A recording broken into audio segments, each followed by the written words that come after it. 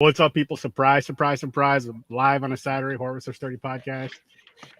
You're still going to get the Tuesday and Thursday lives this week, but matter of fact, I'm going to play the intro. The intro's going to answer a lot of questions. And then it's also going to have some questions, but stay seated, people. Let's go. Let's rock.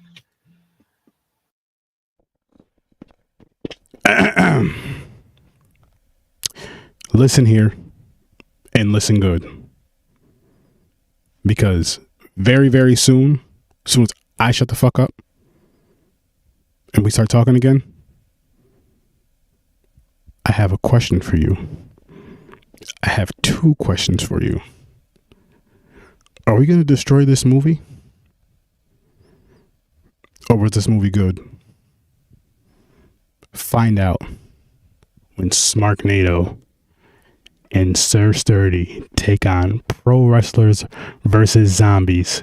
Stay in your seats, get on your feet, turn up the volume, and get ready to enjoy the show. Because we're starting right about now. Yo. Dope stuff. My thing, man, is with those intros, like that one, if I had more time, I'd probably record that a few times over and over. Because what I do is I get high. And then, you know how it is, like when you're about to do something, but that you enjoy doing before you get high and you do it. And all these ideas rattle off in your head. And in your high brain, every single one sounds great. And you're just like, okay, go. And that's what that was, but I just didn't have enough time to do it multiple times. Because that would have just went down a while. I know how I can get. I thought it was tight, man.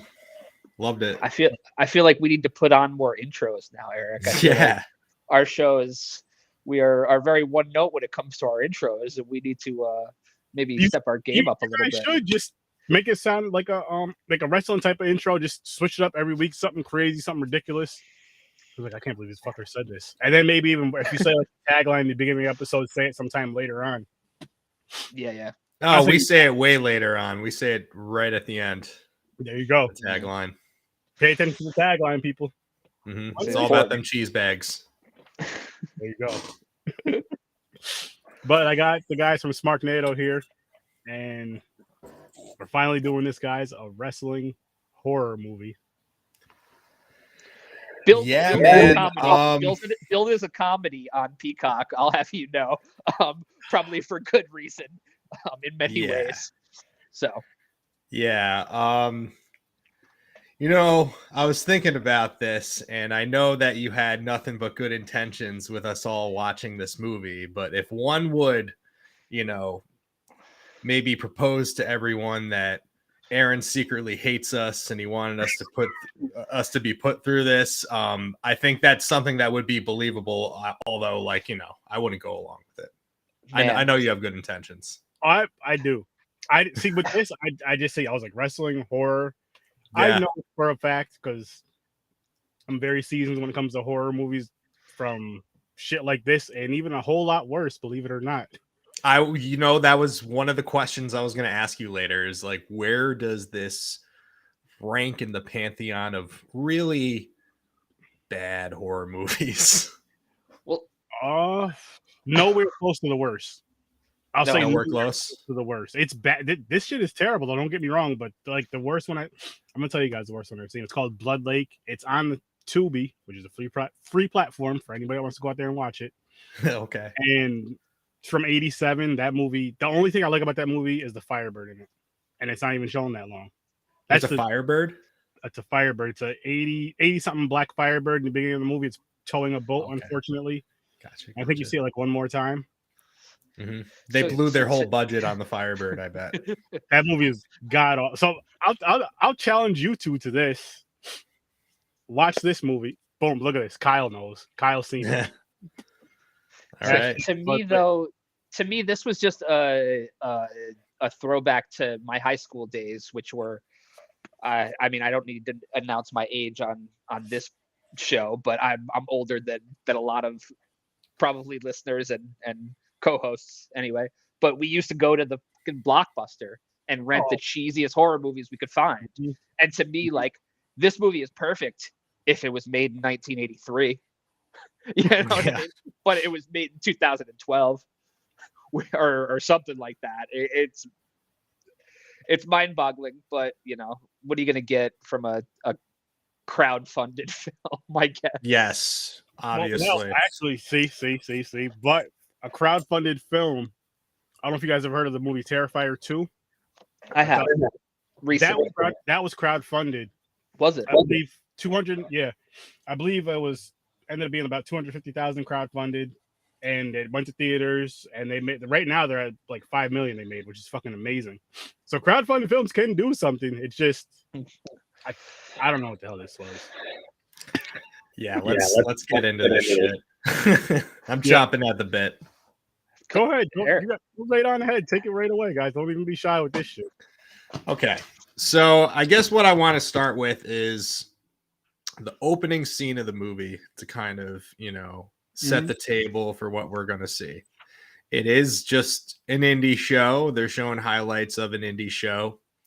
And then comes to the main event with an extremely past his prime Shane Douglas wearing a shirt versus this bald guy who I guess let's take you back. In the locker room, the bald guy is making out with one of like a valet who presumably Shane Douglas likes. So Shane decides to take it upon himself to give this guy an unprotected tombstone pile driver in the ring and kill him in the ring. And all throughout this too, what I really want to drive home is that in this whole scene, the music is just so fucking bad. And this is probably the thing that threaded out through the whole movie, just like made it so hard to watch, right? It was this amateur new metal / like late 80s like hair rock, amateur fucking rock music, and it's the fucking worst. Are you guys with me on that?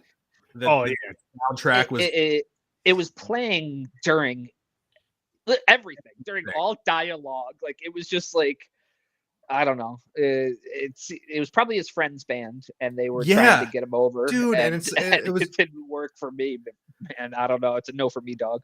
Right? Like I can like tolerate watching something that's bad, like even with like bad acting and stuff like that. But like the music made it like a task, you know, to get through.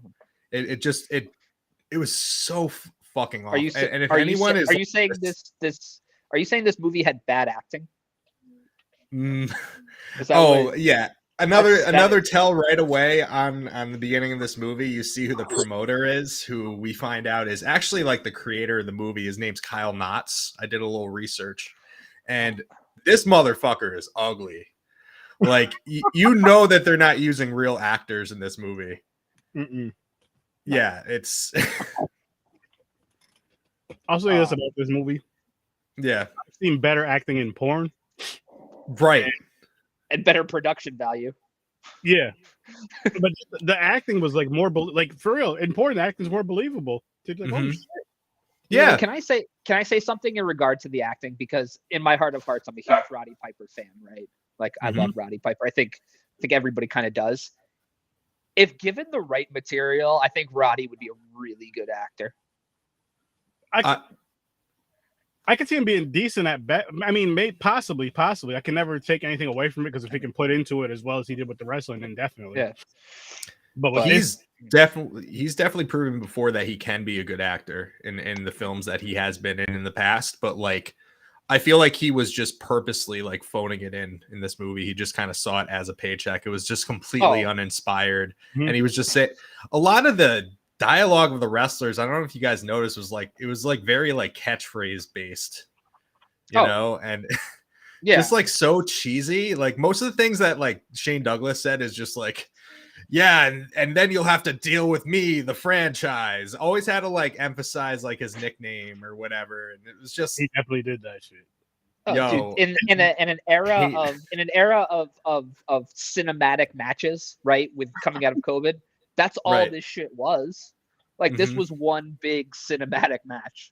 right? To me, that's all it was. Yeah. With zombies as wrestlers, it was just unreal. Right. I would go as far to say like I would give this like a full letter grade, better grade if it wasn't for the music. Okay, You know? so seeing as, it really caused a detriment to the movie. seeing as how you mentioned ratings, Eric. So for me, I go from a negative to a positive. You guys don't have to do that, but I go from a negative to a positive 10. What is your rating for this movie? Just as of right now, we'll keep talking about it, of course. Maybe it'll change, go up, maybe it'll go down. But what's your rating, your number rating? Like out of 10? Yeah, you can do that. Like a 2. Okay. 2, it's not bad. What about you, Dan? I would give it a solid 3 because it made me laugh, even though it probably wasn't supposed to. Yeah. Like, I would give it that extra point just because there were some parts where I literally just laughed and laughed and laughed harder than I had to really. Like, at one point, I laughed so hard I woke the baby up. So, like, to me, you got to give it at least a 3 for that. I'm with you on that, Dan. Just in that, like, the sheer ridiculousness of some of these scenes just made me laugh so hard. Do you guys remember the pizza place scene with Shane Douglas? They're all in the pizza place together. Shane pushes that valet off the booth, and they all laugh. Like, he assaulted a woman, and they all laughed together about it. For no reason. Yeah. I thought like, what the fuck is going on? Like, I laughed at that because I was just like, why is that like a comedy scene? That was fucked up. I was like, why did that even happen? Like, usually something built up to it, and you know, with the comedy making it funny, I'm like, what the hell? What just happened? How is that comedy? It was. I mean, maybe if you pull your chair out from under somebody, like, that's comedy. But like pushing somebody out of a bed, not. Right? I mean, it's not. It's just rude. It's uncalled for. They all like acted like that was normal behavior. Yeah, they act like nothing happened. Like, oh, he just pushed her out the chair again. That's... I think this movie. I probably would have given this movie almost a 4 if it was like 20 to 25 minutes shorter, and cut out some of the dumb, like the real dumb stuff. Like there was a point where I was like halfway through the movie, and I looked at the amount of time that was left. I was like, fuck, I have almost an hour left to go in this. Like, what's gonna happen here? I powered through the whole thing pretty much all today. Like, I finished it probably an hour ago, but Britt comes down and is sitting here and says, like, I pause it while she's there. She's like, and I keep saying stuff to her, and I go, and she goes to me, are you just talking because you don't want to watch this movie? And I was like, maybe, I guess, subconsciously, but like, it was not good. This for me, this is the fun part, which I gave this movie a -1. Yeah. Wow, we should have been a lot more brutal to this movie. Oh yeah, you can be as brutal as you want. We had the option. Did I miss something where we get the -10? Oh yeah. Oh, it can be 10, -10. I still would have gone negative if I had the option. I would have gone negative also. Oh, you had the option. This movie right here was the one that started the whole negative thing on the podcast, because we went from 0 to 10, and I was like, seeing that, I was like, nah, fuck that. That movie's a -10. That's the worst shit I've ever seen in my life. Yeah. Like that movie, Blood Lake, and if you've watched between Horror with Sir Sturdy and Popcorn and Pints, you guys know that I feel the same way about Nicolas Cage. I cannot stand him, his face, and anything about him. So that movie is the Nicolas Cage of movies. Blood Lake. Yeah. God damn it. I mean, I guess we could talk about Nicolas Cage another day, but man, that hurts my heart a little bit. Yeah, Nicolas Cage is he's signed up just to do any movie at one point, right? I feel like that's what he's still doing. He just accepts any role. Man, he's got some bangers. I can't. Okay. I mean, okay, I can admit I liked Face Off. I haven't seen it in years, and I liked Gone in 60 Seconds. I mean, women in cars. But I guess a lot of his quote unquote better stuff that people talk about a lot, I just refuse to. Like, if I have to, the only way I'll watch is if I'm doing a podcast on my Popcorn and Pint show. Because if I don't have to, I'm not gonna put myself through listening and seeing his face if I don't have to. Mm-hmm. And podcast. I'm like, all right, it's the pod. I have to do it. So, of course, those assholes on Popcorn and Pints, yo, boom, Nicolas Cage movie. Let's do this. I'm like, fuck you guys. Or on this one, I like National Treasure. I've never seen it. I've never seen it. And then I kind of liked the first National Treasure. Yeah, I do.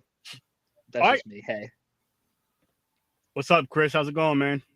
By the way, Chris, these guys have a dope podcast called SMARKNADO. Go check them out. Yeah, Chris, if you like wrestling. Even if you don't, because here, like, hey, Chris Harris is a wrestler, so he should like wrestling.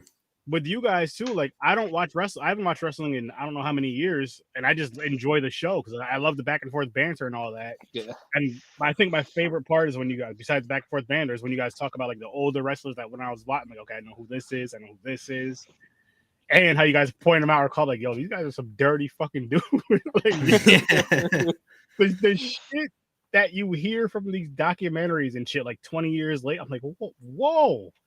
Like Shawn Michaels is one of my all-time favorite wrestlers. He was just a dickhead, a straight up. Oh yeah, he was the worst. Would you consider Shawn Michaels was your favorite growing up?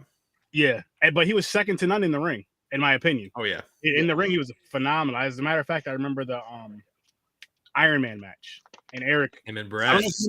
Yeah, him and Michael was a Bret Hart fan. I was Shawn Michaels fan. I was happy. Yeah, Mike. Me and Mike were buddies growing up, and I'm a huge Bret Hart fan too, and I probably owe that mostly to Mike. Yeah. Speaking of my fucking asshole cousin, so you know how Bret Hart used to give, because he had a pair of the glasses. Everybody knows the pink Bret Hart glasses. He had a pair of them. Yeah. He used to have, like, my uncle would bring him to wrestling all the time. Right. And he was like, he told me when we were kids that he got those from Bret Hart.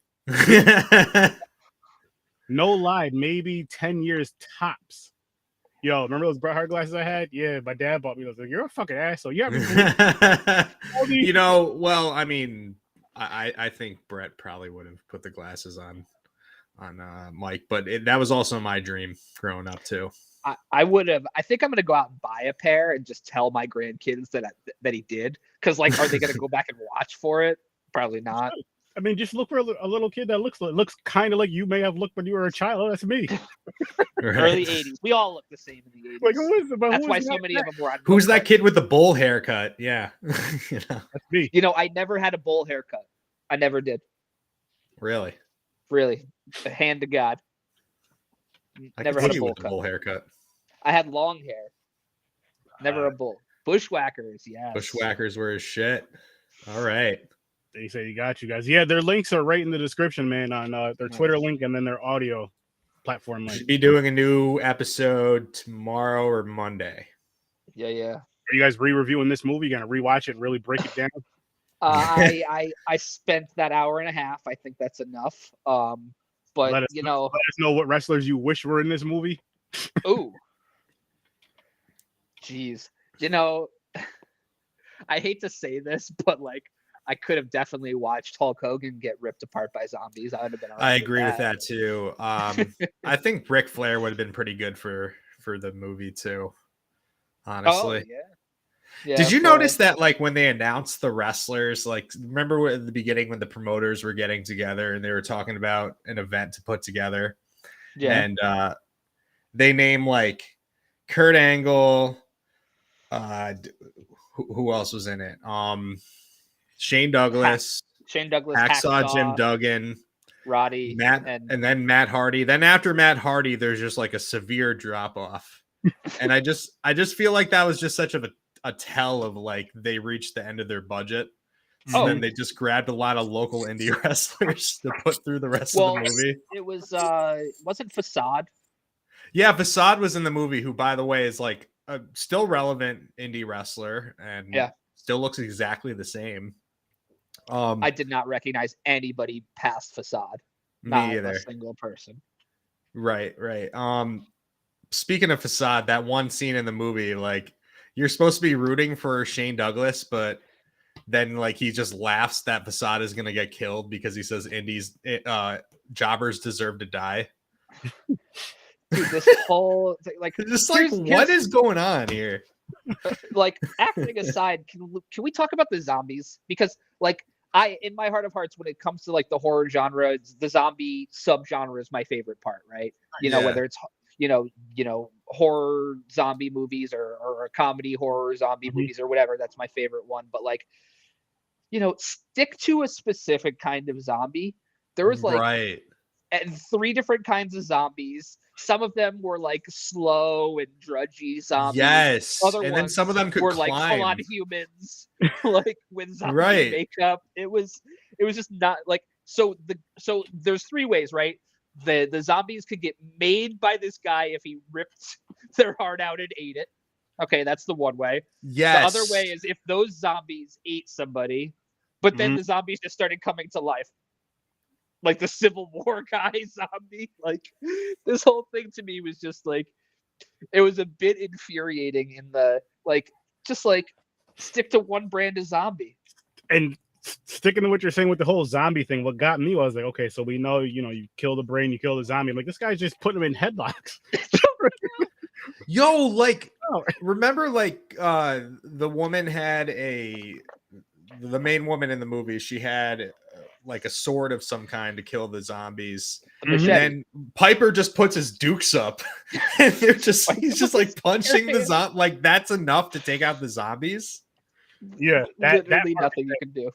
Like, well, you know what made that better is if the way to kill the zombies, just do your finisher, do a cool finisher, boom, they're dead. Right.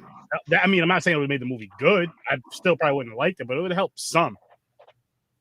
It would have helped some. I mean, it would have been Roddy getting a wedgie from the zombie.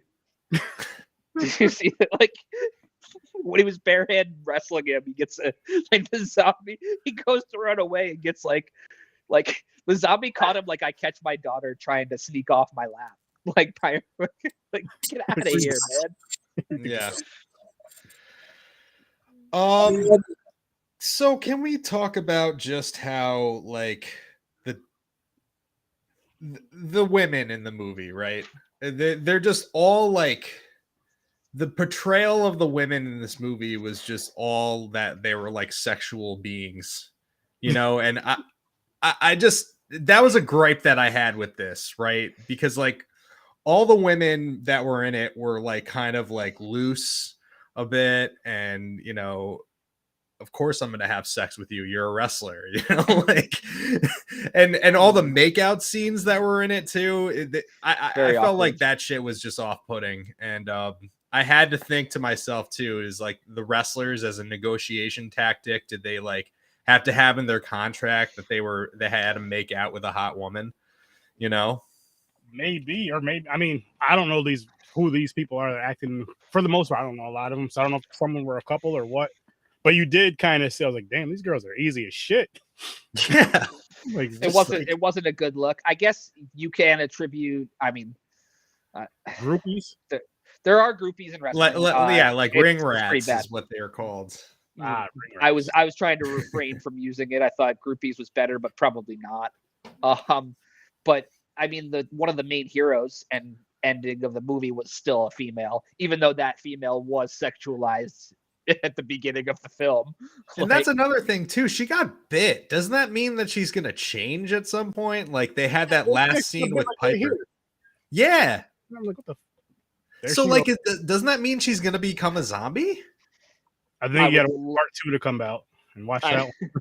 Because you got to eat the heart. So whenever anybody makes a sequel and I think it's silly, I always say to somebody like, oh, because the first one left so many unanswered questions. If there's like a series of porn that's got like 156 of them, I'm like, this movie literally did leave a series of unanswered questions. Yes. And truthfully might need a sequel. Like too much didn't happen. I need answers. Like how many hearts did that guy eat to get his zombie army? Yes. How many? It's too much. Yeah, I was hoping to be more entertained with the kills or something. I'm just like, because when I see zombie, my favorite genre is slasher for the subgenre of horror. But like when I see movies like this, I'm like, okay, please at least, even if it's shitty practical effects, at least be gory. Yes. Like, what did you think, Aaron, of like the fact that they would like do the close-ups of the stabbings, just like these quick cuts really quick So of bad. like the juice coming out. Did you think that was just so like low rate? Sometimes with stuff like that, I feel like when you see it in the background or like in the shadows, and then you see maybe the blood drip, so you don't have to see how bad it looks. That works. That works better. There's times Yeah. where with these type of films, and this just I felt like this tried to do it tried to go beyond its budget without having the budget to do what it was trying to do, nor the talent to do what it was trying to do. It had so many fucking ideas, and every idea was a yes.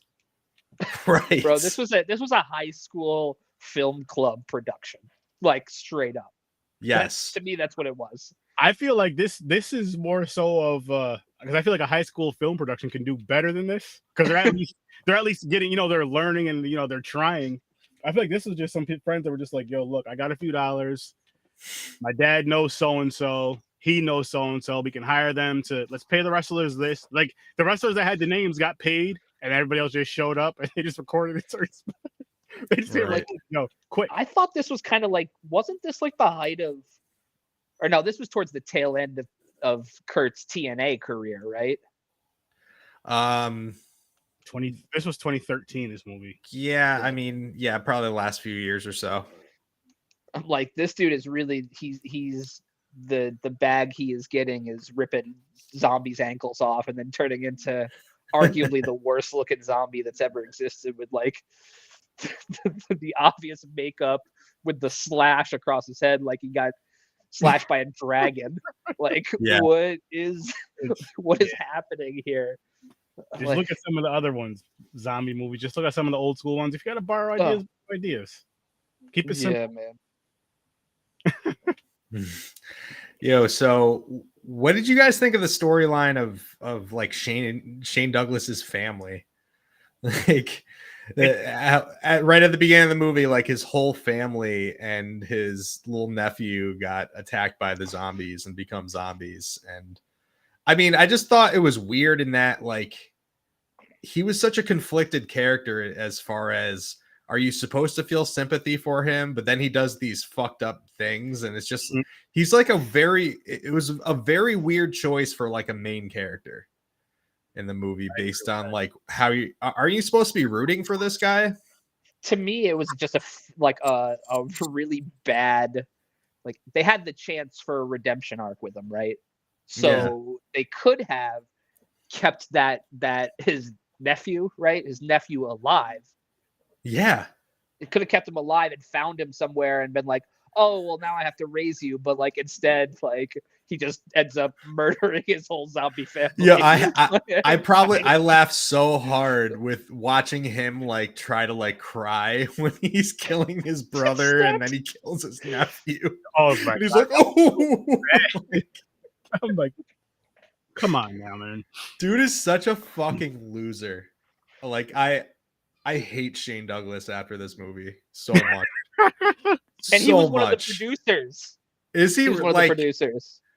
I think this is like a whole Pittsburgh area like production too. That's why he was in it. That's why Angle was in it. I think the director's from Pittsburgh. Yeah, he obviously was like, yeah, executive producer. I'm not surprised. You're way too indie-licious for the franchise. There's definitely a handful of things that were okay. Like some things I really like enjoyed, like one-liners from Piper that were really funny. Like remember he says, Hogan. Like I'm dead. Yeah. So the back to the fucking pizza place. The woman who Shane Douglas pushed off the table, she throws her drink into the main character woman, the redhead. She gets really embarrassed. Piper gets mad at her, and then Piper just goes on a diatribe about her, and then he goes, I like my women au natural. Yeah, that just fucking killed me. This was Oscar worthy screenplay. Yeah, it was. I've only seen 2 wrestling movies in my life, and this one was by far not the good one. No. What was the other one? As far as like wrestling, where it had to do with wrestling, The Wrestler, is that what it's called? Yeah, The Wrestler. That one. With Yeah, Mickey there you Rourke. go. That's a good one. That was good. That's a Now, as great far as film. Wrestling with horror, I just watched See No Evil the other day. I gotta watch part 2 next, but that was I good. actually heard See No Evil is pretty good. That was dope. Yeah, And fuck the Kane. smart thing they did was they didn't Yeah, give fuck Kane a lot him of now. speaking lines. This one, these guys had too much. They were talking way too fucking much. Yeah, they really were. I think the bad part about it though with the talking is like, okay, I understand that you have to have your wrestling persona on when you're in the ring or at the arena, when you're in that character, but like you're home eating breakfast, talking the same. The friend, like your name is not the franchise. Yeah. I'm like, come on now, and you're like hyping it up through the whole fucking thing. Not that again, they may have felt a bad bit, and this is why I said porn actors are just better than you guys. I'm not even talking about the action part, like you being the wrestler and them doing the fucking. I'm just talking about just the acting. Like the guy's coming to act like he's gonna fix the sink. They're broke, and we know what happens after that. Yeah. Yeah. I mean, I that was laughed. the aesthetic this had from the beginning for me. I'm just like, this was porn without the payoff, like the whole way. Yo, they're more respectful to women in porn movies than they are in this movie. Yeah, That's probably true. very true. That's probably true. True. With this, they were just. It was. It felt like it was made by somebody that hasn't had a lot of female interaction. It 100% Yeah. made by somebody that hasn't had a lot of female interaction. Truer words have never been spoken. That is Right. absolutely a fact. Like the term "no bitches" applies in any way, shape, or form. Like, Right. or Oh my touch God. grass, as the Twitter folks like to say. Like, no, man, this dude is. I think that you were spot on. When you said the just fuck, I lost my train of thought, man. I'm just laughing at this movie internally so hard. No, I think that the most off-putting part about like the whole film to me was the end. Like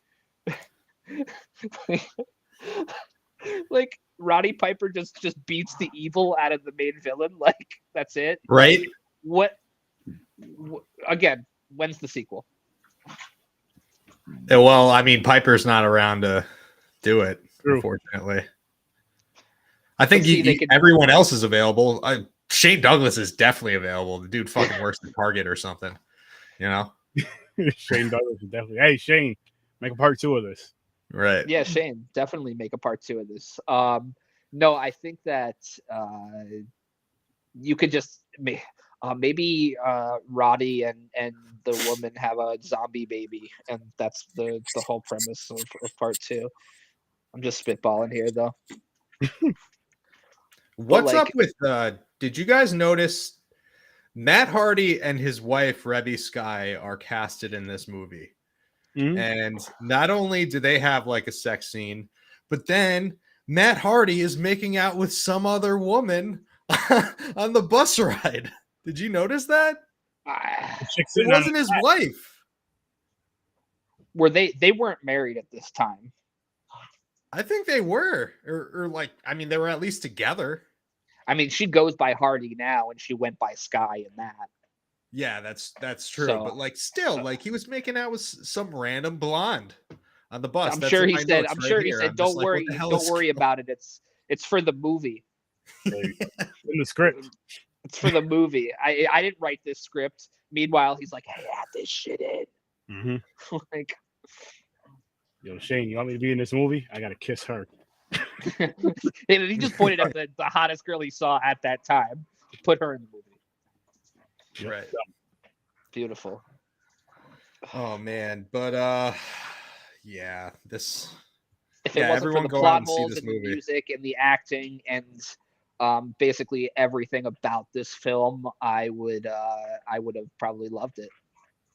I'm with you. Because again, it just seemed like there was too many ideas at once that were all accepted instead of just okay, let's just do a simple storyline, a wrestling movie. and make it wrestlers versus zombies. You could even make it a wrestling match type of deal, wrestlers versus zombies, and just have a bunch of crazy fans. It's an indie thing. Boom.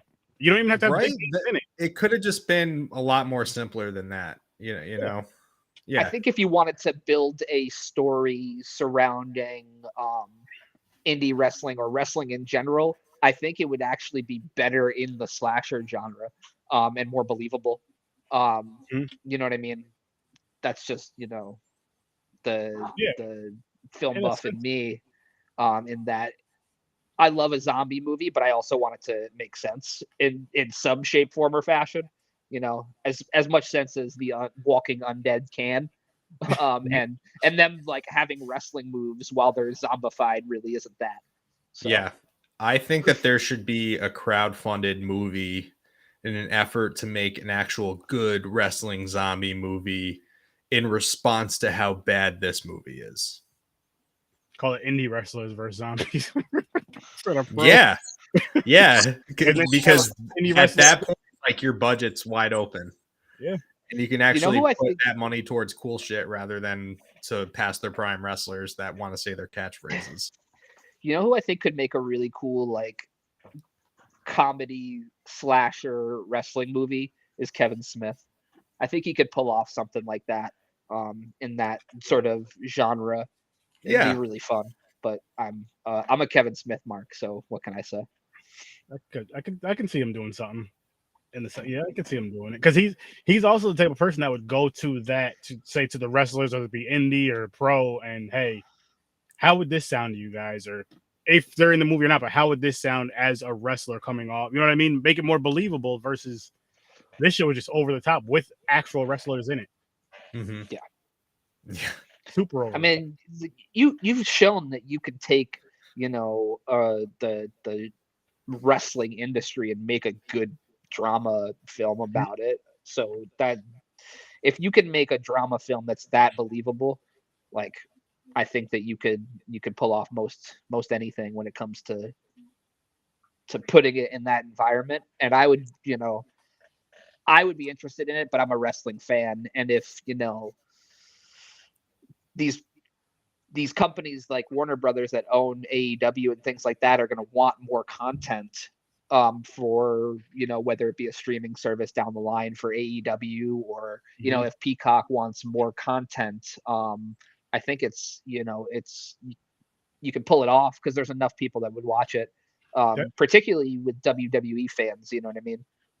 Definitely. And then with a horror fan, I'm going to watch something at least once. And yeah, I think WWE did like a little something like that, even though it's more of a fun kind of horror thing. They did the New Day Undertaker. Yeah. They have a Netflix like choose your own adventure. It's like Escape from the Undertaker. Yeah, Aaron, you should check that out. Interesting. You know the New Day? Yeah, I know who they are. Yeah, they're so fun. They're so awesome. You said that's on Netflix, I didn't know I saw that and I was like, is that really a choose your own adventure or? Yeah, I guess it is because like you choose like, do they go into this room or do they not? Yeah. You know, and then because that's the second time I've seen Netflix do something like that. The other one was with what's it called? I don't know. It's the anthology series there. I'm sure we've all heard of it too, because 100% you have. And the only way I could describe it is like super graphic, so I'm not going to, because it's just the first episode that I remember. Yeah, and it's so, but. What would you got? Okay, I got a question for both of you. All-time favorite wrestling matches? Any era, any. I can't think of the other words. Jeez. Any era, anytime.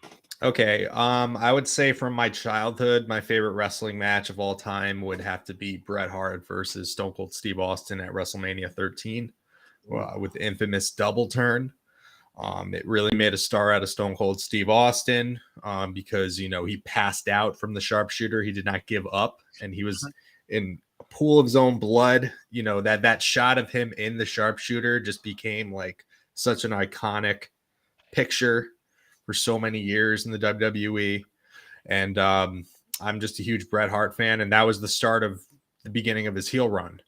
when he formed the Hart Foundation, Canada versus the USA and all that. More modern times, it would be hard for me not to say, Kenny Omega and Kazuchika Okada, their first of their 3 matches that they had with each other was just really special. Yeah, I mean, that's what sticks out to Undertaker versus Shawn Michaels at WrestleMania 25 is a classic. And really anything with Bryan Danielson too. It's so hard to narrow that question down. So I guess I can probably do it in 3 matches that sort of defined my fandom, as I was a lapsed fan for 2 different times. The first being the WrestleMania, and I want to say it's 91, but sometimes I forget the year. It might have been 90. That Ric Flair won the title in Albany. Because I was at that as a young man, and it was very cool. The second one would be Kurt Angle winning his first WWE championship against The Rock. I was in attendance for that. And most recently, I would say it would be Pete Dunne versus Tyler Bate for the UK championship from TakeOver Chicago. Those sort of define my 3 eras of wrestling fandom for me. Nice. See, for me, mine's gonna all be from back then, but yeah. One is first of all, I got this question for you guys. Another one is favorite rivalries. My favorite rivalry is probably Undertaker and Mankind, and I'm thinking of it more so as like me growing up as a horror fan. I'm thinking that's kind of why when Mankind first came, he was dark and rocking in the ring and pulling his hair out and shit. That was he was my favorite. He wasn't my favorite wrestler. That was my favorite character of him as then, and him going against the Undertaker. And watching it as a kid, then you're like, you've never seen the Undertaker get his ass whooped like that, or just somebody going toe to toe with him like that multiple times, and just I'm like, this is fucking awesome. So I would say, love that. The Hell in a Cell with them is one. Should I'll say probably be Hell in a Cell with Shawn and Undertaker, the first Hell in a Cell match. Kane coming down, that was a great freaking thing for Kane. And then 3 is ladder match, Shawn Michaels versus Razor. I can take any of them. Love that too. Any of them. And of course, if you want to go with tag teams, you can go with the Heart. Like those, the TLC match. I'm just like, you guys are putting your body through some fucking wild shit, and I love it. I respect it. But you're crazy for it. I would say that those TLC matches are those matches that you can show to the lapsed fans still, and they'll even like go back and keep watching them. They're timeless.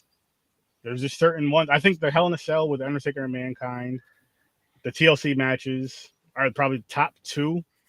Maybe ladder matches, but if somebody's seen a TLC match, especially somebody younger, they're like, okay, I've already seen all of it. So just a ladder in there may be boring to them, but like, yo, you have to see how they actually use just this fucking ladder and maybe a chair. I'm like, it's crazy. You guys just pay attention to that shit. I don't know how they fucking do it to their bodies. But yeah, even more so today. Yeah. Favorite rivalries? All right, I'm gonna go on this. Brett versus Owen. Love that shit. Love their rivalry with each other. Brett versus Stone Cold that I mentioned before. And I would say as my last one. I had one ready, but then I blanked on it.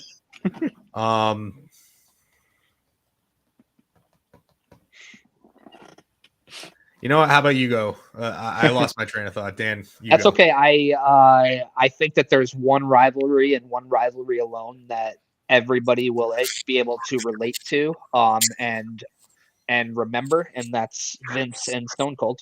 Oh my god. I mean, to me, there's not a rivalry that's more definitive of an era than that rivalry, and it's because, man, Stone Cold was all of us. We all wanted to beat the shit out of our boss. We still do. And that's why Stone Cold was relatable, because he beat the shit out of his boss and got to come back to work. Or didn't, but still did. Like it was just one That's- for the ages. That was the But, rivalry that brought everyone to watch Raw every single week. Mhm. mhm. What is Stone Cold Steve Austin going to do to Vince McMahon this week? And on a lesser scale, I would say Austin and Rock. Yeah. You know, having headlined that many manias, it's another, you know, rivalry that people will always be like, I'm not saying it's to this point, but they'll be like, I know where I was. Like, you know, the time in your life where you were when that rivalry was happening, like when it was unfolding, and when the, you know, WrestleMania 17, that match at the end, and, you know, just so much about it was just lightning in a bottle, really. Absolutely. I remember the rivalry. I was going to say it was Chris Jericho versus Shawn Michaels around like 2009, 2010. That was awesome from top to bottom. I think they have a retrospective on it on Peacock if you guys ever want to check it out, because I know that was a period where a lot of people weren't watching, but what they did with this and it just like became a new character for Chris Jericho. Him being a little bit more sinister. It was really, really good. Nice. How about you, Aaron? I was gonna say I had another one. I know I told you guys Undertaker, Mankind. Mm-hmm. I mean, shit, Brett and Sean. I'll say that because it was it was literally real. Like, Yeah. The reason why I say that though too is because it was real. But when they were in the ring together, they were very professional. Like they hated each other's guts, and you knew it. But they're very professional about it. And whatever happened backstage happened backstage. Mm-hmm. Up until the last moment that they were in the ring together. That's when it wasn't professional anymore. Yeah, very true. But I mean, just as far as physically professional, not even. Yeah. I'll say this much: as much as he may have hated Sean, he hates Goldberg that much more. Oh so he does not like the new thing right now with Bret Hart. If he's ever in the news, it's just because he recently got interviewed and decided to say something new about how much he hates Goldberg. Like the man it's hates great. Goldberg, hates him. It's insane. Was it this indie wrestler Warhorse? He tweeted that one time I gave Bret Hart a ride and we almost got into an accident, and Bret said to me, "Hey, thanks for keeping me safer than Goldberg." Do you think if he was doing a signing and I walked up and I was like, dude, just sign to Dan, fuck Goldberg, love Bret Hart, he would do it? You think he would? Yes, I do. I do. I would ask him to. I'm going to do that next time I see him. God, I'll pay for it if you do. You get a second one, I will pay for I don't know. both of them. I might have to get that appraised by like, I don't know, some wrestling memorabilia appraiser. That's fine. It's gonna be worth a lot of money. Like, this is the hot shit right now, Bret trashing Goldberg. Yeah, I would 100% do it. Where is his next signing? I'm googling it right now. He likes to come to the Northeast quite a bit. Does he really?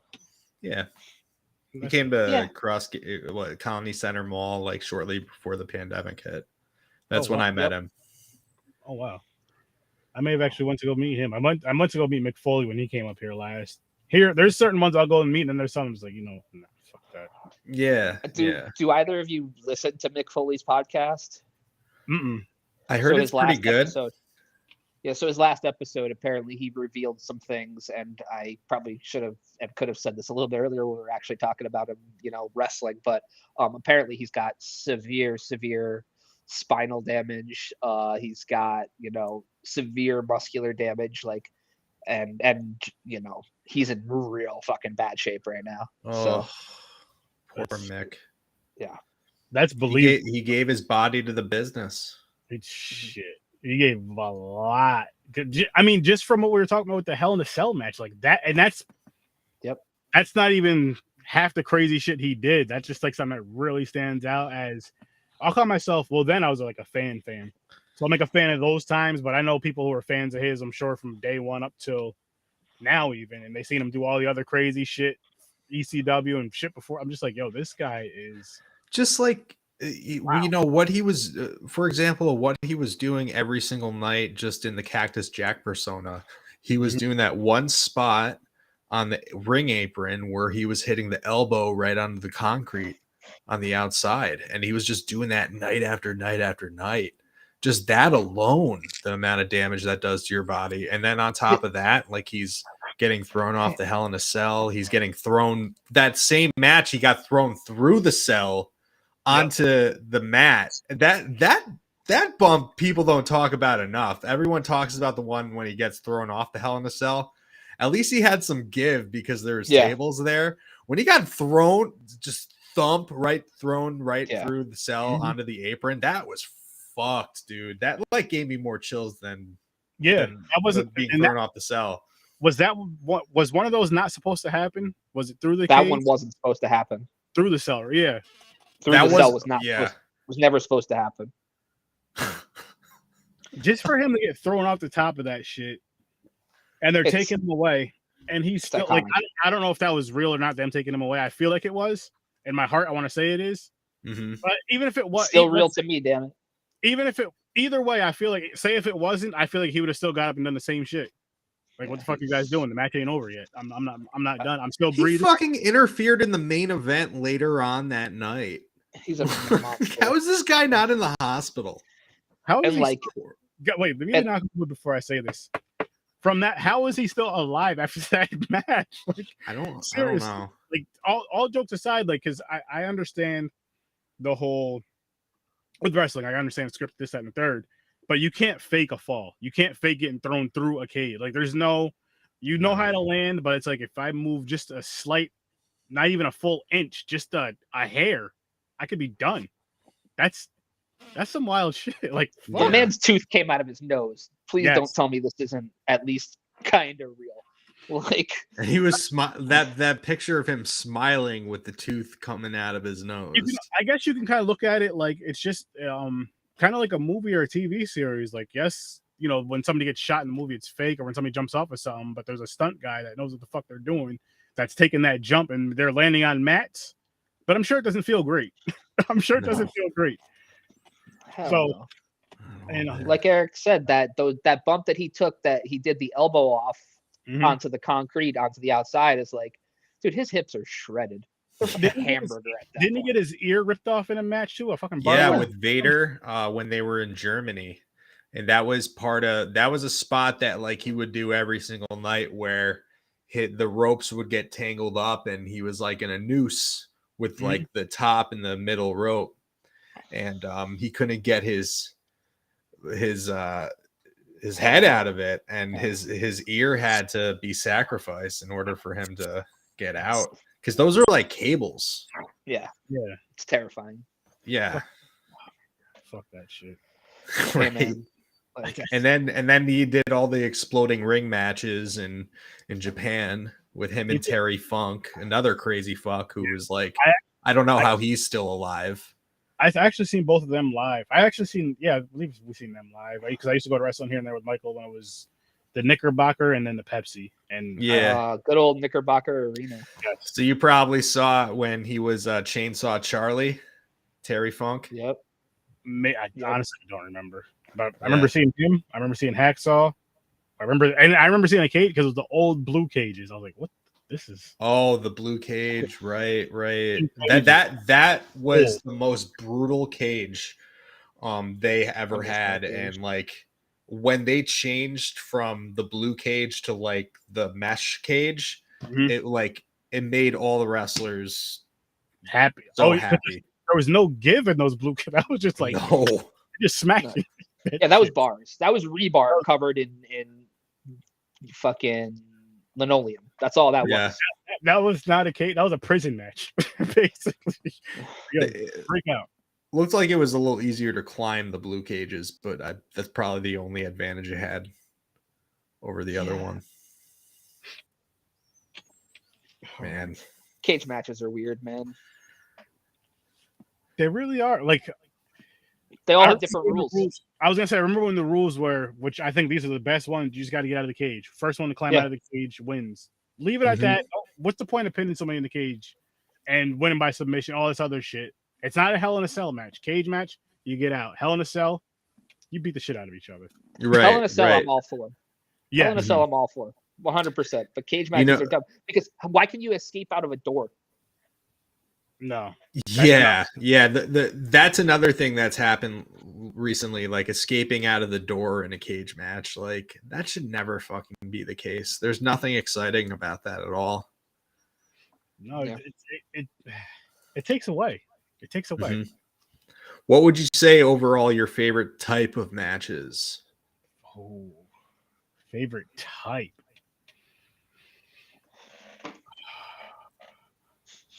Damn, that's a great question. I want to say Hell in a Cell, but I'll say Hell in a Cell. Hell in a Cell or any type of like hardcore. I just love seeing. You know what? No, I'll say like a TLC because I love seeing the high flying shit, and you see more of that from those type of matches than you do from a cage or well from a cell. But Hell in a for Cell, sure. close number 2. We don't see TLC matches too often these days. No. But you They do just see call it multi-man rules. ladder matches and stuff like that with a lot of athletic guys. I mean, that's the one thing that's like being preserved a lot more. But I think WWE's kind of gotten away from a lot of the chairs and the tables and stuff. As CTE research has come more and more to light. But I mean, there shouldn't be any excuse. They should still use tables. Yeah, Right? I agree there. They could. And then what would be your guys' favorite type of matches? I would say for mine, as far as like an ender for a feud, would be like an I Quit match. Okay. You know, because you just have to reach that level of brutality right to the end, to where the opponent just says, "All right, that's it. I give up."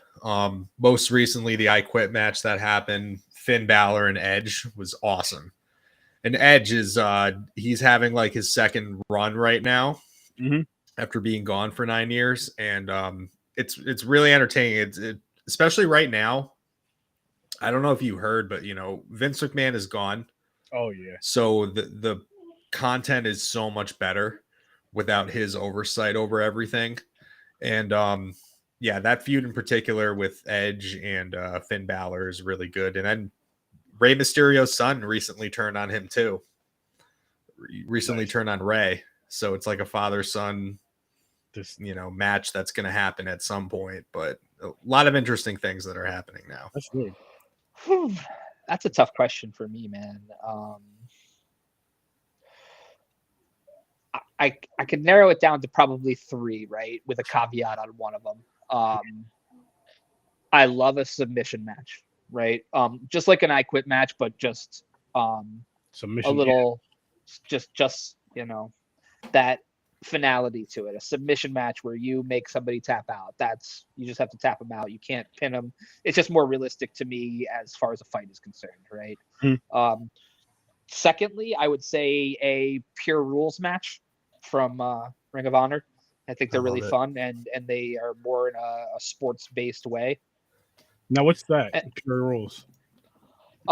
So the way it works is you're allowed a certain amount of ring breaks, or rope breaks, and then you can get locked up in a submission and it won't have to be broken. Okay. You are not allowed open hand shots, or I'm sorry, closed fist shots at all. What am I missing? You put me on the spot here. And it's rounds. There's right? a time limit. 3 rounds. It's a time limit, or 3-round time limit. Some of them go with 3 rounds. Time limit. Yeah. Is there rounds in that? I don't think there is rounds. Oh yeah, yeah. I've seen it with rounds, and I've seen other I've seen promotions do Pure Rules with rounds and without. Yeah. It gives it a very sports feel. Yeah. Speaking of a sports feel, you know what? One of my favorite, I guess, it was match/events. It was the King of the Ring event. Was always a fun event for me. It's supposed to be coming back, actually. Yeah. Really? Yep. As a full event, because the other rumor is that the Hell in the Cell as a pay-per-view is going to be done for. Well, that's not a rumor. That's pretty much confirmed. Is it confirmed? Yeah. Oh, they had that as just a paper. So every single match is a Hell in a Cell match? No. So it's like this. Like they had this weekly, yearly event called Hell in a Cell. It would happen in October, and then the fact is, like, when you have an event like that that's already set for October, you just kind of scramble at the last minute to like put matches together that could be a Hell in a Cell match, even though like a feud may not warrant a Hell in a Cell match. It's just like, oh, it's the time of the year to do a Hell in a Cell match, so it just took away from this what made Hell in a Cell so special, which means that, you know, it should be like the ender to a feud, right? Yes. And it should only be brought up for that reason. So just putting it as an event just made it just so played out. It takes the whole feel away. It takes the feel away from like a match. So that Hell in a Cell, what you're just saying right now. Now imagine that same event back when Mankind and Undertaker had that match. It would take so much away from it. Yes, they had that build up already, and yes, you can even say with the whole Halloween thing and the way they're, you know, the way their characters portrayed it. But if they're doing it just okay, well, this is coming up in October. We got 6 months to get to this instead of that build up. Even though you don't, because some of those build ups I love when they're like a year or two long and going. They're just fighting whatever, and then you get that Hell in a Cell match, and then okay, now it's over. Right. To have that as a specific event, nah. I would say that the Hell in the Cell do it once or twice a year, like Eric said, as a feud ender, as a you know, a finisher, if you will. But you know, finishers aren't respected anymore. So, but I'm glad that it's gone, and I hope that they don't do away with the match totally and try and innovate. Because if it ain't broke, don't fix it, for sure. And just as a quick third one, I would say I love a good straight up ladder match, and I've said this many times on our show, and I would love to see an old Razor versus Shawn style ladder match where there was only one ladder. There wasn't 10 ladders surrounding and everything's going on. It's like, if you can do a lot of really good things with one ladder and two really gifted athletes. Oh, for sure. I agree with you 100% on that. 100% on that. But like I think the main thing with that though is having the two athletes, like you were just saying, that can pull that shit off though, because you can't do it with just anybody. No. Like you need two people that can really sell something like that. Like those two sold the shit out of it. I'm like, oh my god. Well, a lot of this is based on that match. I mean, recently, I don't know. Again, Aaron, I don't know how much you watch now. Probably not a lot, considering you're knee deep in horror movies. But the match most recently was Bianca Belair versus Bayley. That was a straight up one-on-one, first time ever women's ladder match, right? And I thought it was a perfect opportunity to do that because this is two really good wrestlers, you know, two really talented athletes that could have pulled that off and had their, you know, their Razor Shawn moment, right? That match that people just don't forget. It was a really, really good match. But if they had done something, you know, I'm not saying copy that Razor and Shawn match, but you know, pay homage to it in many ways, it would have went down in history, honestly. And like you said, the one was it like a one ladder thing, or did they have multiple ladders? They had multiple. It would have been that much more special if they hadn't. Yep. That's where I would be. That makes sense. Sometimes just bringing the nostalgia to it, just bringing the nostalgia back for us fans that for ones like myself that loved it back then, doesn't watch it now, or just for ones like you guys that love it. I'm assuming you love it now and you loved it then, but there's a certain parts back then you're just like, if they could just kind of implement this still a similar way, even if it was just like a here and there type of deal. Like if that specific ladder match you're talking about, if that was like a feud ender right there for that, you know what I mean? It's like you have one ladder, this is your last shot.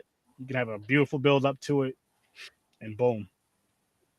I mean, that's the beautiful thing about wrestling. You can go forever in the industry. You know what I mean? Like you can go on and on and on and on and do just about anything, whether it's, you know, continuing to work with younger talent or you know, even being in the ring. Hell, there's guys like Ricky Morton that still do the indie scene, you know, and he's in his 60s. Sting is 61, is he? Something like that. Yeah, so they're still doing it, man. So I respect it. It. Now, who is it? Okay, I think I have one more question. I think this is my last question. I'm not sure yet. Scariest wrestler, like what's that? I'll say as a kid, that wrestler, like you were a little like afraid, like, oh my god, this guy's scary. Boogeyman.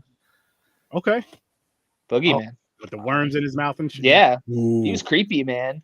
I want to mention, I just before we get into scariest wrestler, James has a couple really good comments that I want to give highlight to. He first said Sammy and Bloodline segments are really funny, and Great I stuff. absolutely agree. You know, people are not being oozy enough. This past Aaron, go out of your way this past Friday. Just look up like the segment in the ring of Sami Zayn with the Bloodline. You know who Roman Reigns is, and Yes. Roman and his cousins, the Usos. They have this group called the Bloodline, and Sami Zayn is an honorary member of the Bloodline called an honorary Us. And it's kind of the same dynamic as remember when Owen Hart was part of the Nation of Domination? Yes. Yeah, he's just like the oddball in. I want to talk it, about that kind of stuff with the race stuff, people. If it's done right, to me, it's fun. I don't get offended easy over everything. I think it's corny to get offended over everything. But I get people. When you're really offended, it's one thing, but when you're just offended to be offended because everyone else is, like, stop it. But when something that is done right and tasteful, and to where you have, for like us, if we're like, I would be the one to shoot that idea to these two if we were to do something like that. But you're having us three talk about it. We're just joking about, say, just black and white race, and that's it. And then if another race comes in, you make jokes about that, but everybody's involved and in it. That's how you do it right. That's how you do it right, people. You can't just have a white guy in the room writing a bunch of black lines, just like you can't have me in a room writing a bunch of white. I don't know. I mean the super to where the stereotypical white and the stereotypical black is what I mean, not as people, because yeah. So definitely go out of your way to see it, and it's done in a the long and short of it is, man, he just, like, it's supposed to be a serious segment, and this dude Sammy breaks these guys. Yeah, they're breaking on TV, and they're trying to hold in their laughter and shit. It's so funny. I don't know if there's any Jimmy Fallon fans from Saturday Night Live times, but if you remember how often this dude would break, like when he did the show, once a night he would break on some once a night. This is how they are on SmackDown on Friday nights. It's really good television. It's really good television. I also want to mention James commented that Kevin Owens had really great ladder matches in ROH. I completely agree. And he said that he pile drove people onto the ladder. Specifically know what he's talking about. Final Battle back in the day. Sami Zayn's old persona back in Ring of Honor was El Generico. They had a epic feud in Ring of Honor, arguably the best feud in the history of Ring of Honor. And it culminated at Final Battle. And yeah, he gave a package pile driver onto the ladder, and it was brutal as hell. Can I pitch that's another one of those rivalries that's all timers, Sammy and KO. But go on. Sorry. Can I pitch a show idea for you guys? And I would actually love to be a guest on this part of it. Sure. A wrestling match review where you say, like, you guys and a guest or whatever, go back, let the guest pick the match, and you guys watch and review, watch the match behind the scenes or whatever, or have it playing in the background on, low enough so the mics aren't picking up, and watch and review that match and just really discuss that match. But as like adults, you guys understanding it way more than, as far as like, the wrestling, everything with wrestling, more so than I do, just because I don't watch it anymore. But just because I feel with some of those old school matches, or for even some newer matches, I feel like that'd be a good way to kind of grab people's attention into wrestling in general. Yeah. Just to kind of have some fun with talking about a match, like going back to one of your favorite matches. Like, hey, like, for example, if there's a match you guys want me to see or something, and then you guys are reviewing it, then people, I need to go back and check this match out, see what these guys are talking about. For sure. Like, I think that's something that we would be down with. I mean, God, we watch a very broad spectrum of professional wrestling, so we could go anywhere with it. Mm-hmm. And I think it would be really cool just to hear the perspective of somebody that doesn't watch as often.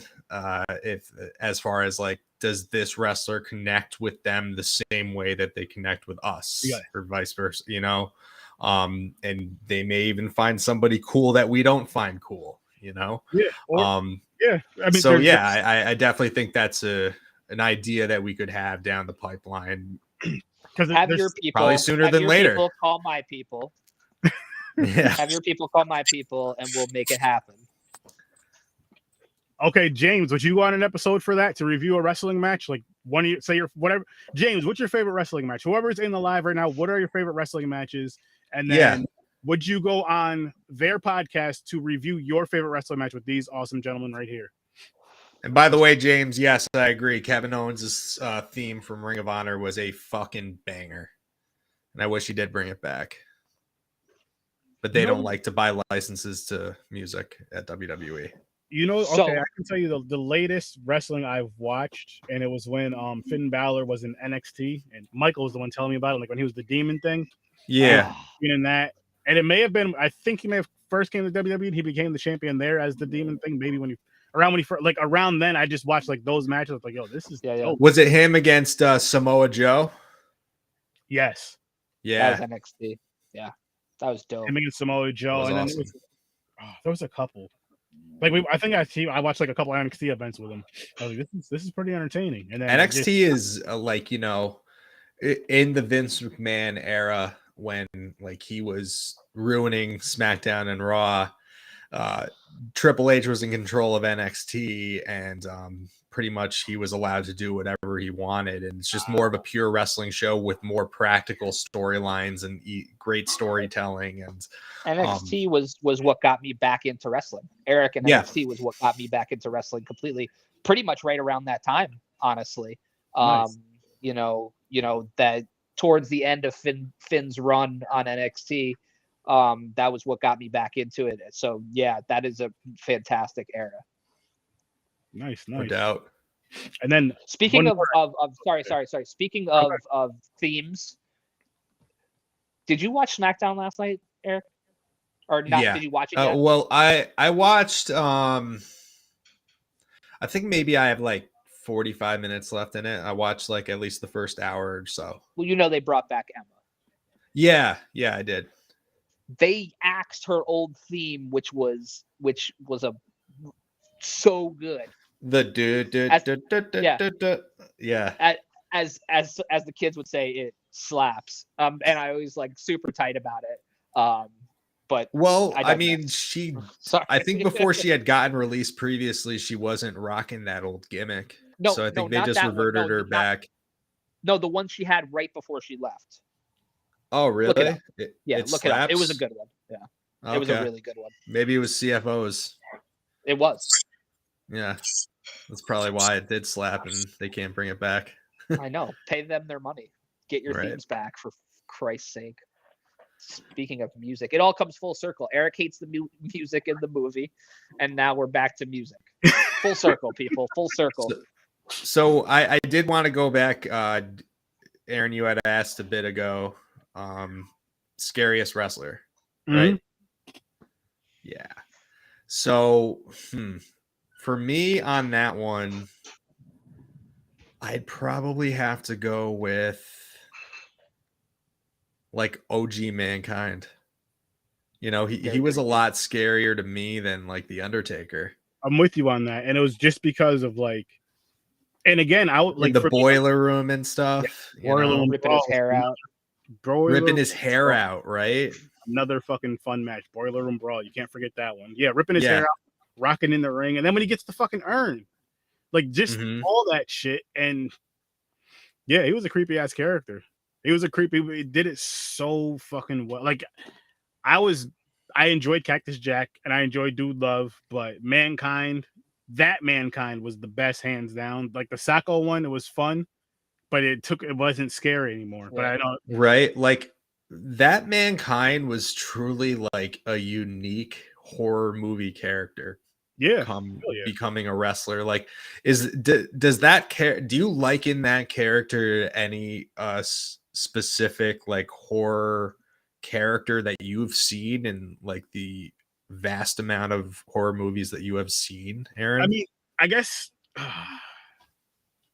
the simplest one I could think of in a sense, because he kind of has a mental disability, would be maybe Texas Chainsaw Massacre in a sense. And he doesn't know he doesn't say anything, he doesn't control his emotions and all that stuff. So maybe kind of that. And then maybe if you want to go with families, like the Family from the Hills Have Eyes, like with that family type of deal. Those type of movies like that are kind of I don't even know how to explain it. Just some crazy shit. Right. Just demented people, right? Where you can almost feel to where there's some realism to it. You can almost feel that that not to the extent of the movies, of course, to what happens in them, but to where you can see people really doing certain shit that goes on in these films. Like the way he is, you can see that really being a thing. I'm not saying it's not, but you know what I mean, just the way he was as that character. And I feel that's like Undertaker, he was just a big dude with, I mean, at the end of the day, a big dude with long hair. He didn't seem as scary as, especially as it got on. And he was like, you know, when I started watching too, he was a hero. So it was just a lot easier for me to like him versus be afraid of him. Him as a heel throughout his time would have been better. Him as a hero was great, though. Don't get me wrong, iconic. I think the fans just, you know, they brought him in as a heel, but I think the fans just kind of forced Vince McMahon's hand. He had to turn him babyface because he was just so cool. What what were your feelings on the American Badass? Like, did you hate it completely? I hated it. It took away from the Undertaker. Yeah. I feel like they should have just gave him a different character, but in my thing though, like being an adult, understanding it, watching documentaries and stuff, maybe he just got, I guess he got bored with the character and wanted to switch it up a little bit. I don't know what happened. He wanted to be himself. They should have just called him Mean Mark again. There you go. They owned it at that point. And then like go back to the Undertaker. Like I couldn't stand it. I couldn't wait till he turned back to the Undertaker. I remember I kind of welcomed it at first because it's like, oh, Undertaker's back, cool, you know. And I got down with it maybe for like a year or two, and then I was just like, all right, like let's get Fire and Brimstone back. I'll tell you guys this: I liked it as much as I liked when they made Kane start talking. Didn't like that either. Like Kane, did you like voice box Kane though? Even that, like. I liked it when he didn't say anything, no voice box, no nothing. Because as a kid, he says a lot of fucked up things now. Should have never gave him that voice box. See what you did? Yeah. Oh God! Ow. But he, like that, he was a fun character too. But it was just like once he started talking, yeah, like I still had fun with it. I still enjoyed it, but it wasn't the same. It wasn't the same. It took the cut the mystique away. Yeah. Then they took his mask. Oh gosh, they should have never. Yeah, I mean, yeah. Dan said it right there. When you unmasked him, it just made it so much worse. I understand switching the mask up so it's easy for him to breathe. I get that 1,000,000,000%. Do that, yes, but to unmask him, because it was almost like the whole. And no disrespect to Mexican wrestlers and luchador culture, but it was almost to that effect of you should never see his face. Just like you should never see their faces for whatever their culture. I don't understand. I don't know it. So, but I'm just saying I know it's a big cultural pride and it's beautiful. And I'm like, it should have been not to the extent of that, but just kind of like we should have never seen his face. And so, especially with the fact that the backstory of like his face is scarred up and damaged, and then they had to change course on that and just be like, oh, well, he's emotionally damaged, so he thought he was physically damaged in the face. And it's just like, shut up.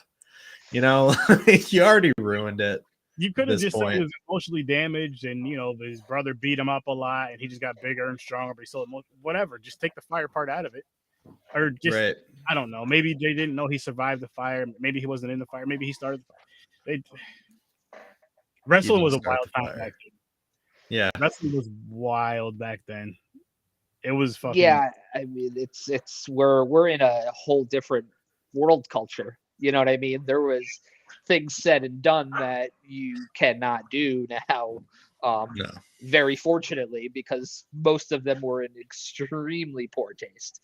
So, so I'm glad in a lot of ways. For entertainment, if everybody, and this is if everybody agrees to whatever the entertainment is, not you're being forced to it to get this job. Like entertainment, I agree to this. I'm comfortable with this. Yeah. I think certain entertainment is good depending, but you have to have it like, okay, this is wrestling. Say for a wrestling thing, no, this is pay-per-view or this is like adult channel shit. This isn't going to be just on regular fucking TV. This is basically like since we have streaming apps, this won't even be a Peacock. It's be on like HBO Max and HBO TV type of deal where it's like this is gonna be more adult like. Now if you want the family friendly stuff, okay, cool. But no, I get what you're saying with that because it was just whew. And pull back to one more thing was the fucking which I found hilarious, is DX in blackface. Yeah. Yeah. It was Yeah. But again, if they sat in the, I don't know if they did or not, but if they sat in the back, say with black wrestlers and all that, and they came up with, they were talking about the idea that, that'll be a great, let's do it, and they were comfortable with it and cool with it. I think it's fine. I think it's fine if the people you're working with are comfortable with it. But if you're just coming out and doing it or kind of forcing it, then it's like, all right, if they fuck you up in the back, don't come crying to daddy. You just got your ass whooped and you deserved it. I think it's different when they're on national TV like that too. Coworkers are one thing, but the court of public opinion is something you have to be very aware of these days. I see, because I go back to Tropic Thunder. I did that on my other podcast. I thought the movie was hilarious. Again, to me, it wasn't done in poor taste. No, because I feel like that was satire. That was satire, exactly. It was like a movie within a movie. Yeah, exactly. This is just straight up, painting your face black to mock an all black opponent. True, but I mean, what would have made it different if it was in a movie? You know what I mean? Like, say if this was a movie, wrestling, same aspect, it wouldn't have been bad. To me, it wouldn't have been bad either way, because it's both scripted versus say if it was forced, like, okay, we're doing this no matter what anybody thinks, then that's different. That's like, okay, so you're gonna do this no matter, even though these guys are saying this isn't cool, we're not comfortable with it, don't do this. All right, well, you guys go ahead and do it. We're gonna be waiting right back here, right behind the curtain. So whatever happens, right behind the curtain, there's gonna be a lot of wrestlers that are like, we're not cool with this either way. So yeah, they already said they're not cool with it. We're backing them. Yeah. I just think generally there's just more creative ways to do parody and stuff like that. You know what I mean? It really is, because you could just dress up like the character and act the character / culture. Yeah. But again, with that, I feel like you need to have the cultures there that are like, okay, this is how it should be, blah, blah, blah. This is cool. Even if you didn't do the whole blackface thing or whatever. That I get, and just kind of just be that character and people would still get it. But back then, again, I'm not saying it didn't bother people then, because it definitely did. But I think with the whole wrestling was doing, I don't think it bothered the masses as much then as it would now. Definitely true. Now, true. Be like, okay, we're gonna rip this. I would be interested. I would be interested in the Rock's response today if somebody shoved a microphone in his face and asked him what he really thought of DX doing blackface. I would love that. I'd be interested to see what he would say. Farouk, Mark, all of I would love everybody's parts. Like what but you can argue that The Rock is the most famous person in the world. True. Like in the world. So a lot goes, there's a lot of stock maybe unnecessarily taken in what that man believes and what he says. So even if he was okay with it back then, is he willing to be like, yo, I really wasn't? That's a big. Yeah. I mean that would be, honestly, I feel like the best way to have that conversation would be a podcast, a wrestling podcast. I say SMARKNADO, but and just say you have The Rock on there, you have the Nation on there, the Nation of Domination on there, and just ask them those types of, just seriously, how do you guys feel? And the reason I say a podcast is because shit doesn't have to get cut out like it does for a real interview, for a radio interview, TV, all that bullshit. They kind of soften it up. It's like, no, I want to hear the real deal shit. Real. You guys know what I'm trying to say. And it's just I think that those guys back then, if they didn't have a problem with it, these sort of issues weren't really front and center as much as they are today, and there's not as much of a educational, education towards, But I feel like someone that type of stuff. His real name, Ron Simmons, right? Farouk. Yeah. I feel like if he didn't agree to it, he's not playing that bullshit, and those dudes are gonna get fucked up behind, backstage. Yeah, no doubt. I mean, that's why I feel like they were obviously they knew it was gonna happen. That's why I feel like they're comfortable. I think they were comfortable with it, but I'm sure in hindsight they probably have a little bit of a different opinion these days. Maybe, but I guess it would be a good conversation. They could be one of those things. Yes, I was comfortable with it then, but now I don't know if it was such a good idea, or maybe they're still feeling the same exact way. It was, at the end of the day, it's entertainment, and Mhm. we all talked about it behind. I don't know. I would love to see. Times change. Yeah. That is a fact. 'Cause Times No you- doubt. I mean, that's bad as far as that goes. And then you can go with the whole just the over sexualization, like rapiness with wrestling back then. Yeah. I mean, Like Vince Stephanie McMahon, McMahon and Triple H, getting married while Stephanie's drugged yeah, is I mean, not something I really want to. I don't know how true it is or not, but I'll watch like What Culture, and there's another one, WrestleMania, I believe. One of them, they're having like a countdown of just some wild moments with Vince McMahon. I'm just like, holy shit! How does he not have more suits against him? There was a point where every time there was a new woman being put on TV, she was in a 2 to 3 week angle where like Vince McMahon was like hooking up with her.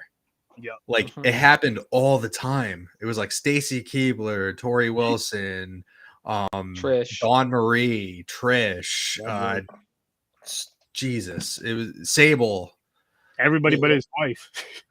Yo, right? And now yeah, they're separated.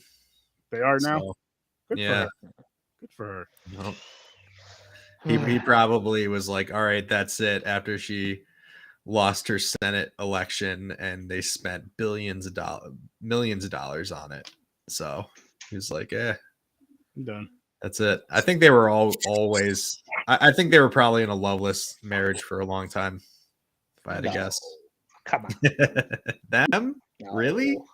Well, that was like, just looking back and thinking about it, like, those are some wild fucking, like, some of that shit, you're like, how was like making Trish bark like a dog? Remember that shit on TV? Yeah, some wild shit. Fucking wrestling. Having sex with corpses. Oh yeah, Katie Vick. Didn't he want to have a thing with like him and his daughter messing around? Didn't Vince want that? And they were like, no, that's too much. Yeah, like he pitched that, and they were like, no, we're not doing that. Like, fucking crazy. That is the point where Linda McMahon should have left Vince. Like, you know what? Right? She probably did, realistically. Like, let's not kid each other. Yeah, but I mean, signing the fucking paper. Like, listen, you know what? This is taking it way too far. Yeah, this isn't gonna work. Like, I know it's quote unquote script and all this stuff, but you're gonna end up putting your tongue down your daughter's throat in the middle of the ring on Monday Night Raw, and there it goes all the Raw folks. I think. Yeah. I just have to say, I think the only thing that my wife has heard me say is "sex with corpses," and then just shook her head when she walked upstairs behind me. So we might be talking later. I can't believe I'm talking about she heard you say sex with corpses, but what we're talking about right now is like way worse than sex with corpses. Way worse. Man, wrestling. Yeah. Well, technically, it kind of almost is. What is this for 30 podcast you're going on, Dan? Are you going on there again? Let me watch this episode. Talk about sex with corpses. No, that was an angle in wrestling. I know. You don't remember? Horrifying. It's oh my god, Mark Henry and the old chick. That was with Kane and Triple H. Hand. Wow. Oh yeah, Mae Young had given birth to the hand. Wow. We lived through some wild shit with wrestling. Sexual chocolate. Yes. There was a lot of sexualness in wrestling. Gold Dust. Val Venus. Mm-hmm. Yes. Oh my god. Not an actual porn star, a porn star character. That was hilarious. Like, what the fuck? Godfather. Hello, ladies. And the Ho Train. Yeah, though. Oh my god. Wow, wrestling. Now that we're talking about it out loud, I see why the Attitude Era is not around anymore. As entertaining as much as we all enjoyed it, that would have to be. A lot of it doesn't age well, my friend. A lot of it. That's why I said that would have to be on those, those HBO streamings, maybe Amazon Prime streaming. That's not. Nah, you can't have that on TV. Not anymore. Yeah, it's wild times. Yeah. Oh man. Just think of the good times. But I guess we go eat dinner soon. Yeah, okay, so we can wrap this one up, gentlemen. I am too. Had a great amazing, All right. had an amazing time. This was a lot more fun than actually watching pro wrestlers versus zombies. Like I must say. And the same running time. I was surprised at how much more wrestling we talked about than I thought we were. I was like, man, I'm gonna have to really stretch my my knowledge of this. Of zombies horror, versus yeah. pro I had like a wrestlers. favorite horror movie ready if you were gonna Oh, ask geez. it. What is it? Day of the Dead. Not mad. Do you have a favorite horror movie? If you don't- Original Dawn of the Dead, and the Okay. only horror movie that's ever actually truly scared me. I'm admitting for the first time on air. Oh, The original Candyman. I nice. couldn't go in the bathroom without every light on and like somebody standing near me for like 2 weeks. Mhm. Terrified of Candyman. What about now? Okay, do you still have this same issue in the bathroom now? Do you have to have No, I'm all- good now. No, I know that Candyman isn't real, I think, but I have Have said you the ever name way too many Have you ever times. said it in the mirror 5 times though? No. I haven't either. I'm being dead serious. I Well, haven't. I'm not gonna. I'm not gonna. No, Because if Candyman showed up, That'd You're be not a gonna- really bad time. Yep. SMARKNADO will just be down to one guy, one host. Hey. one man Candyman booth, got my man. Dan. One man booth, my man. No, but I love the original Dawn of the Dead in the mall. It's just that's just such an iconic one that me and my friends used to watch over and over again. Nice. Through high school. So gotta watch that one again. It's been a while. Yes. And really quick, last question for you then, Eric. What's your favorite, or no, not your favorite horror, the one that scared you? Oh man. You know, when I was a very young kid, Chucky really scared me a lot. You know, as I maybe until I turned like 12, 13, I was like, all right, this is kind of silly and kind of funny at that point. But like when you're a little kid, Chucky scared the shit out of me. Like really. As an adult, I don't see too many horror movies. I don't As a wanna have father of a 1-year-old, I can tell you they're all like Chucky. All of them. Yeah. I'll tell She's- you guys. Oh, go ahead. She bit me. She bites me and scratches me. She literally physically assaults me. She is Chucky. She's getting ready. But- God, I'm gonna put her in jujitsu as soon as I can. But for me, Creep Show Part 2, the hitchhiker Oh. scene, that Oof. one, as a child, I was terrified. Like, same with you. Someone would have to walk me to the bathroom, stand by the door, I'll go there, do my business, come out, and then go right back to the movie. And at the time, my older brother and older cousins and stuff, you're staring at somebody's house, watching movies, and it'd always be horror movies, and they'd let me watch them with them. It was just, okay, if we're at my mom's house, don't wake up mom, or don't wake up Aunt so-and-so, because you know what's going to happen to all of us. Pretty sight. Yep. So Yep. I was scared, but I didn't wake them up. We'd all just watch the movies, hang out, sleep in the living room. It was a great time, but that movie scared the shit out of me. Damn near literally. Hair on your chest. A little bit. But we're going to get going, guys. Can you guys just tell the people where they can find you? Absolutely. Follow us on Instagram at SMARKNADO, on Twitter at SMARKNADO1. Leave us a nice 5-star review on Apple Podcasts. Listen to us on Apple Podcasts, Spotify, anywhere where your podcasts are available, really. And yeah, check us out. We put out an episode every week, and love to hear from anyone that wants to listen. Damn right. I think you got some spam coming in the chat. I think that's the point where it's time to go. Should I click on that link they just put up for their private photo? Yeah. Those Yeah. I think it should be okay, right? Sure. Definitely Ladies, on my work. make I'm sure on you my guys, work computer. Should be fine. make sure you guys check out the entire Z Network. We got My Show, Horror with Sir. We got Popcorn and Pints. We got Stories from a Bar, and plenty more. Of course, we have SMARKNADO, and tonight, 9:00 Eastern time, check out Popcorn and Pints, episode 100. And we are licking the cookies with the bros. So tune in and find out what the fuck that's about. What? Yeah, licking the cookie with the bros. Congratulations on 100. So wait, yes, congrats on 100 as well. And does that mean that what movies you're covering is a mystery? No, the movie we're reviewing is that Bros movie. Oh, Oh, really? The one with Billy Eichner? Yes. And Oh, I have like a half hour left of it. Pretty fucking funny. I bet it Raunchy. is funny. He's One of them raunchy hilarious. comedies, Have so you ever seen Billy on the Street before? can't say I have. I think it's on Netflix.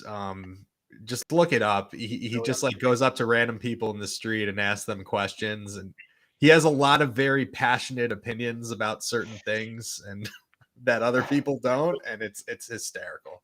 He's great.